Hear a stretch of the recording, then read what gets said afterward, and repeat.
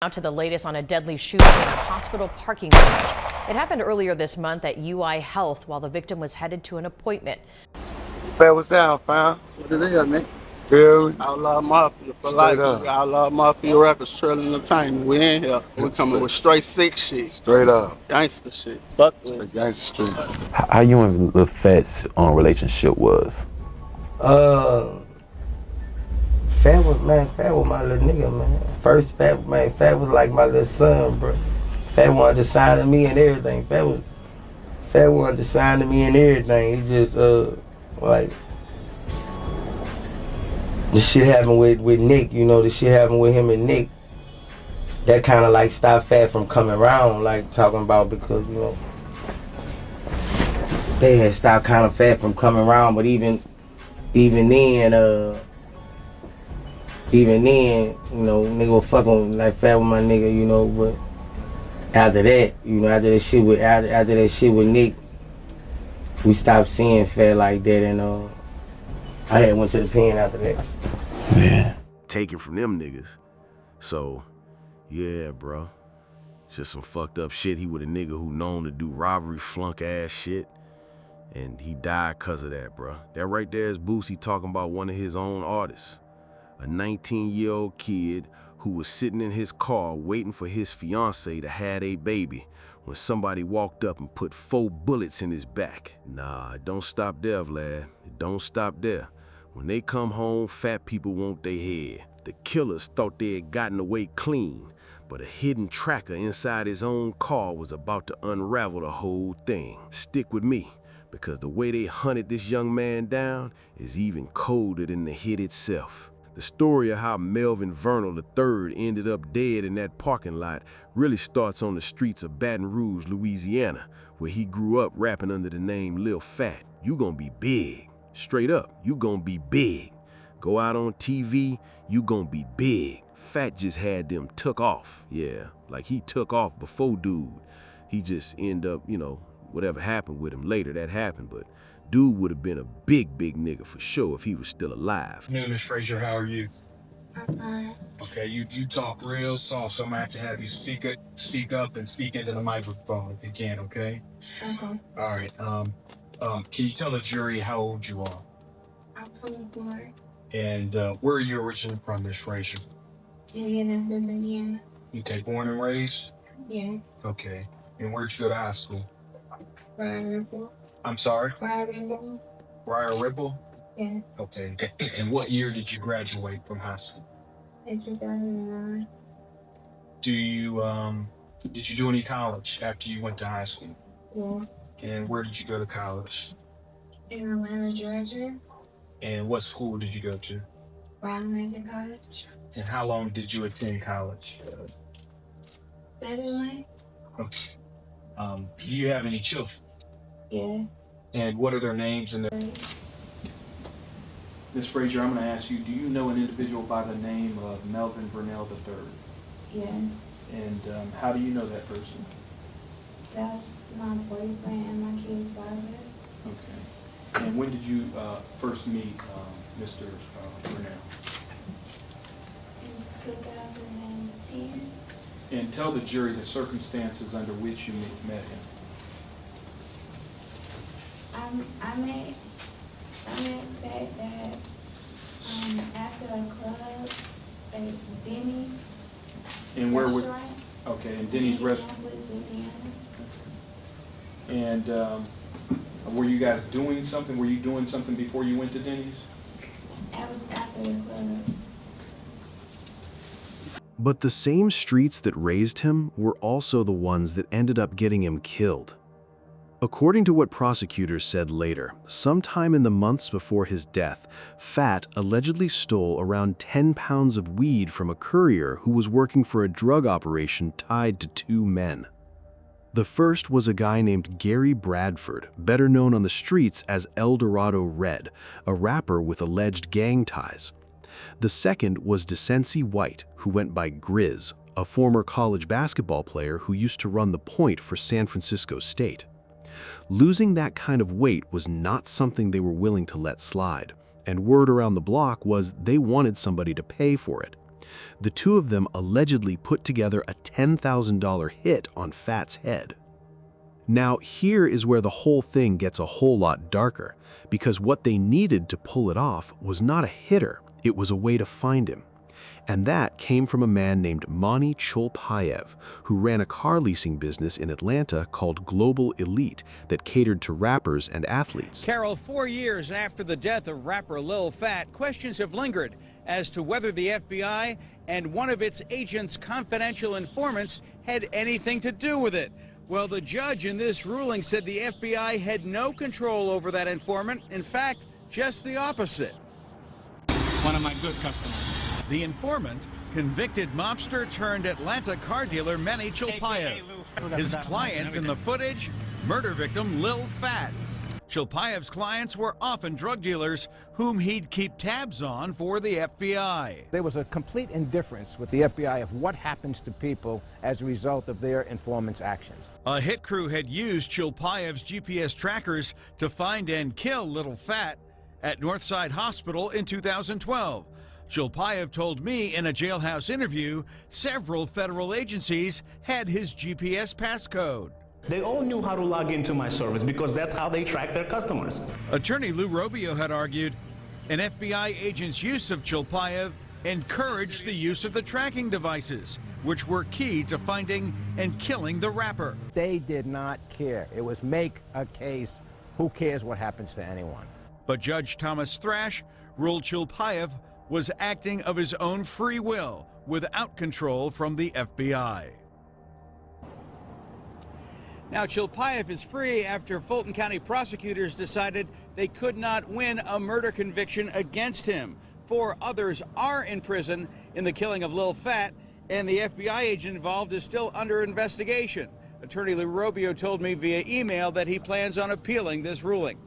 The car Phat was rolling in, a 2012 Audi A7, had come through Cholpayev's shop. Cholpayev had a habit of installing hidden GPS trackers inside his rental vehicles so he could recover them if a client stopped paying. Prosecutors would later argue that the same GPS setup is what let the hit team follow Phat's every move without him ever knowing somebody was on his back. By June of 2012, Phat was living a whole different kind of life outside the studio. He was already a young father to a few children, engaged to a woman named Alnice Frazier, and the two of them were making plans to buy a home together. Alnice was pregnant and on bed rest at Northside Hospital's Women's Center in Sandy Springs, Georgia, waiting to bring their daughter into the world. Meanwhile, the day before the murder, on June 6th, 2 men named Maurice Connor, who went by Da Boy, and DeAndre Washington were riding through Alabama heading toward Atlanta when they got pulled over for speeding. When the state trooper asked them where they were going, Connor told him the 2 of them had a funeral to attend in Atlanta. Investigators would eventually look back at that traffic stop and understand exactly whose funeral they were talking about. And you said Phat. I mean, is that a name that you actually referred to him by? Yes. Did he have any other names?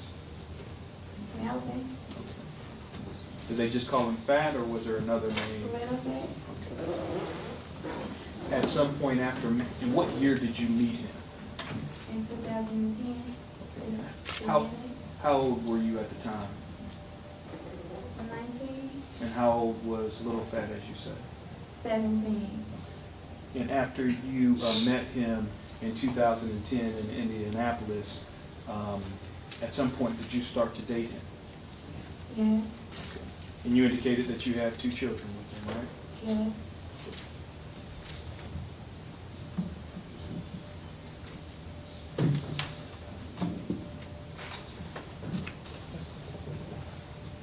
If I may approach, Judge. Certainly. Mrs. Frazier, I'm handing you what has been previously marked for identification purposes, State Exhibit Number 7. And ask you to take a look at that. Do you recognize that photograph? Take your time. The next evening, June 7th, 2012, right around 6:40 in the evening, Phat was sitting behind the wheel of his Audi on the second level of that hospital parking deck, just waiting for the call to come upstairs and meet his daughter. He never made it. Somebody walked up from behind and opened fire, hitting him multiple times in the back with a Glock chambered in .357 SIG. Witnesses in the parking deck said they saw two men take off running right after the shots went off. The staff wheeled Phat straight into the same hospital's emergency room where his fiancée was on bed rest, and a short time later, they pronounced him dead. The whole hospital was put on lockdown while police tried to figure out what had just happened on their property. Boosie found out from behind bars while he was doing his own time. Alnice found out inside the same building where she was about to bring their baby into the world, and detectives were about to start working what looked like the coldest hit job Atlanta hip-hop had ever seen. Sandy Springs detectives showed up to a bloody Audi, a dead teenager, and a hospital full of scared people. They had almost nothing to go on at first, but the same hidden tracker that helped kill Lil Phat was about to help lock up the men who did it. The first officers on the scene found Phat's Audi soaked in blood on the second floor of the parking deck, along with shell casings and an unfired handgun still sitting inside the car. Phat never even got the chance to reach for it. Officers used a fingerprint scanner to identify him right there on the spot, and that is how they connected the young man in the driver's seat to the pregnant woman on bed rest a few floors up. Well, Descente White, the murder that he's accused of happened nearly a year ago in June of last year. He is accused of murdering a rapper. And he is well known in the Bay Area sports world. He played at two different universities here, including Santa Clara University. It was this amazing shot from beyond half court that brought San Francisco State basketball player Descente White nationwide attention. Now the basketball star is getting attention for something that happened off the court. White is accused of murdering a man in Georgia. U.S. Marshals arrested him April 24th in Pacifica. Mr. White was arrested in our county, and we filed, the district attorney's office, a felony fugitive proceeding against him in court. That's extradition proceedings. White was transported back to Georgia in mid-May after waiving his right to fight extradition. He's accused of murdering a rapper known as Lil Phat on June 7th in a parking garage in Sandy Springs, Georgia, near Atlanta. At least 4 other men have been charged in the case. In a phone interview with White's father, David, he said, "We are in total shock right now. He is the most nonviolent person I have ever known in my life. This is beyond anyone's comprehension." White has ties to several Bay Area basketball teams. He played for Junipero Serra High School in San Mateo and was named San Mateo County Player of the Year in 2006. No one from the school would comment about White's arrest.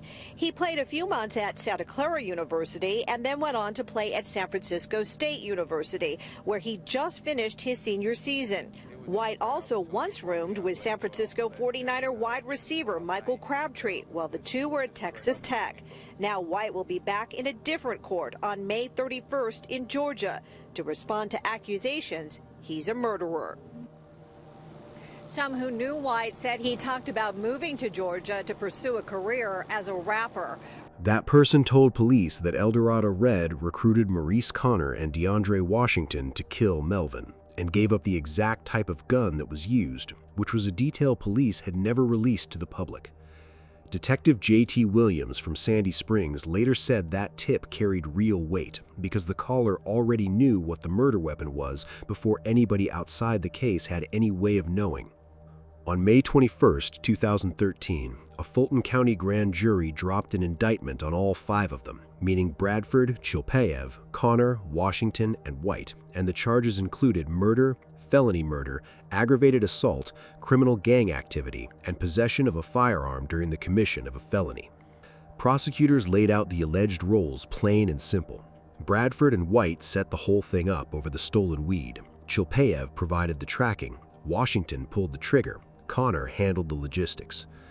But White was the one who ended up changing the entire direction of the case because he broke down and cooperated fully with prosecutors, pointing his finger straight at Washington and Connor as the men who carried out the killing on Bradford's direct order.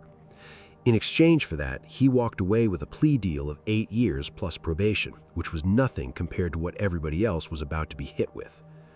The trials for the other three ran through the summer of 2014, and on August 29th of that year, the verdicts came down all at once. DeAndre Washington was convicted of murder along with a whole list of other charges, and the judge hit him with life without parole plus 20 more years on top of that, since prosecutors named him as the man who actually pulled the trigger. Maurice Connor was convicted of gang activity, conspiracy, and weapons charges and got 30 years. And who was depicted in that photograph? Who stipulated C in life? Judge, I move for the admission of statements. So admitted and published. No objection.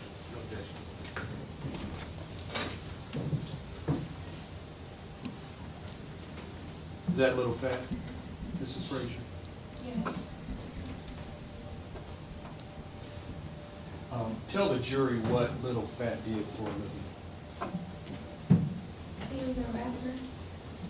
And how long had he been rapping? About 4 years. And tell the jury what songs that he wrote or rapped about. Title of any songs that stick out in your mind. The first song was Independent. And did Lil Phat, as a rapper, perform any concerts? Yes. And how often would he do concerts? Like 2 times a week or sometimes 3.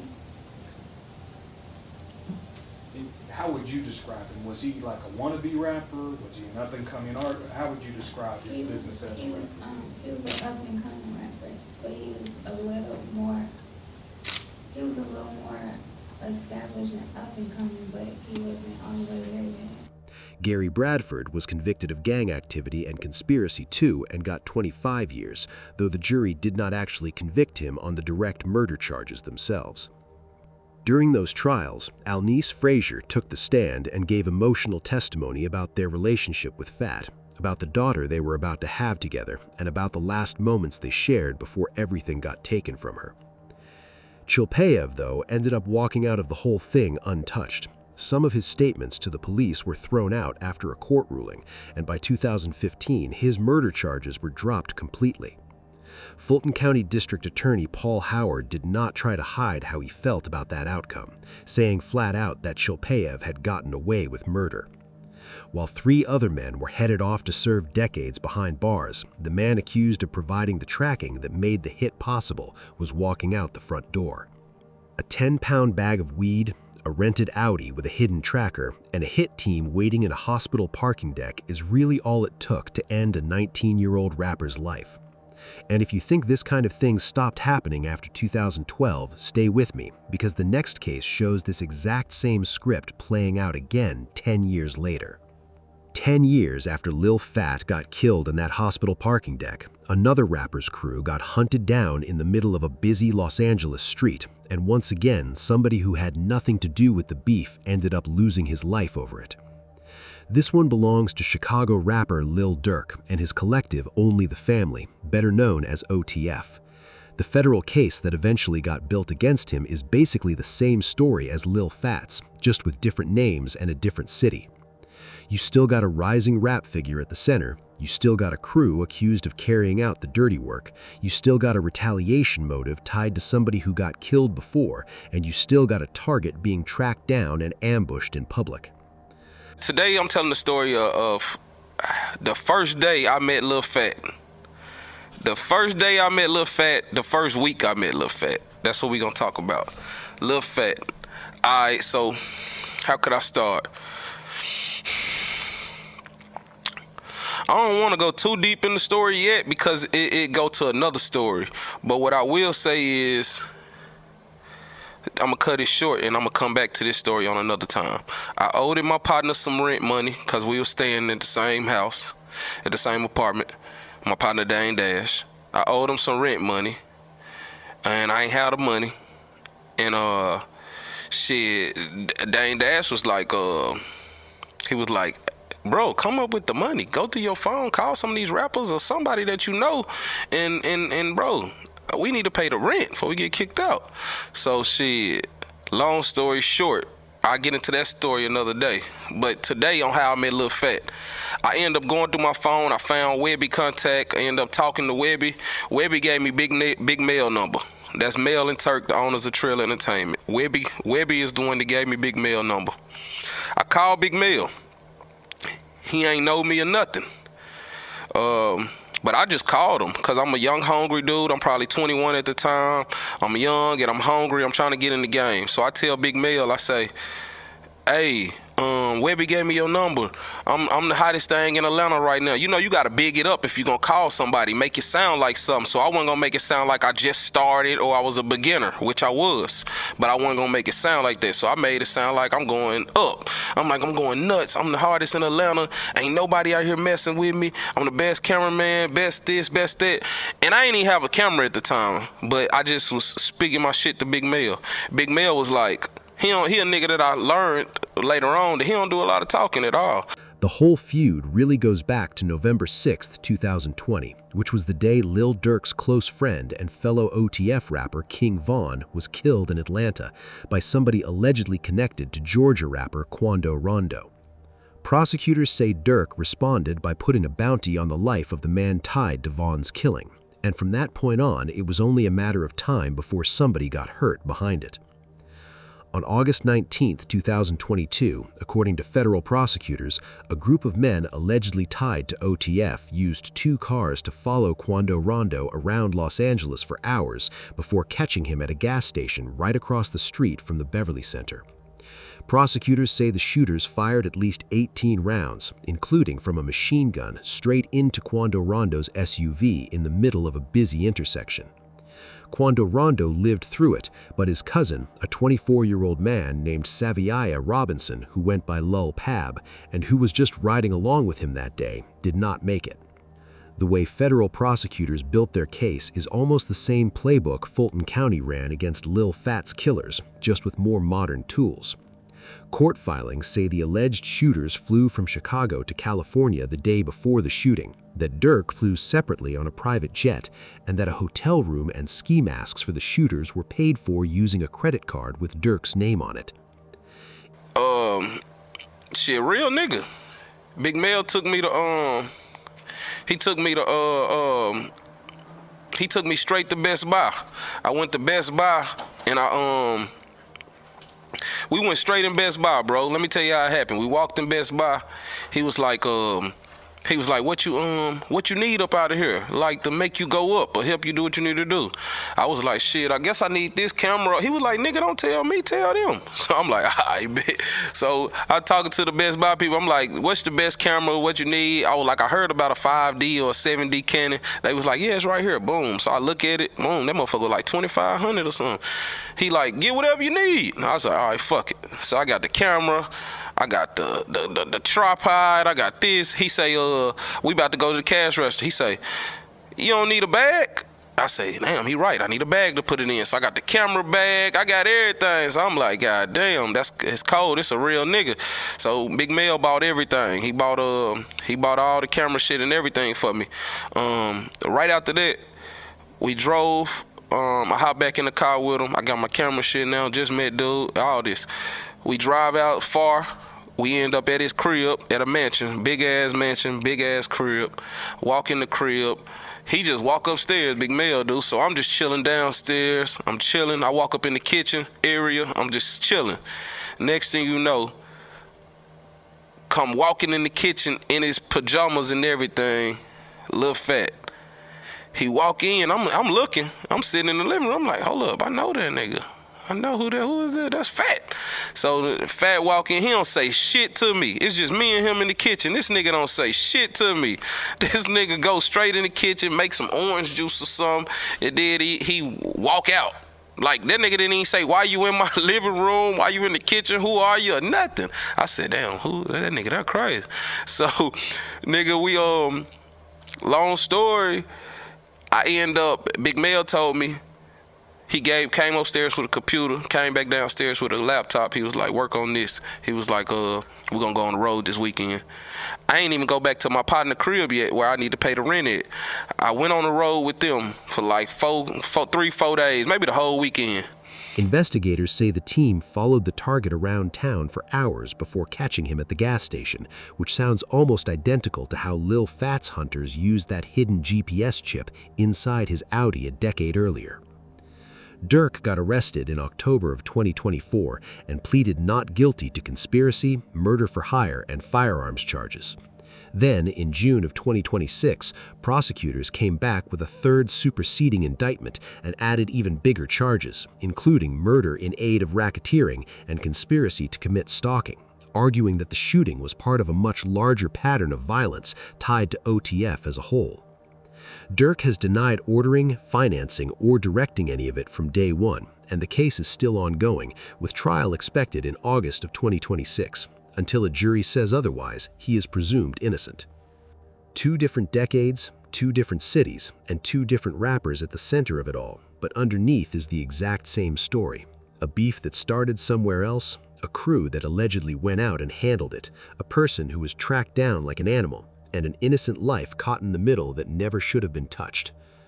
Melvin Vernal III never got to hold the daughter he was waiting on that night. Lil Phat never made it home from a routine stop for gas. Both of them ended up paying the price for beef that was never really theirs to carry in the first place. What do you think about these sad cases? Let me know in the comments section. Click on one of the cards on your screen to see more videos like this. See you in the next one.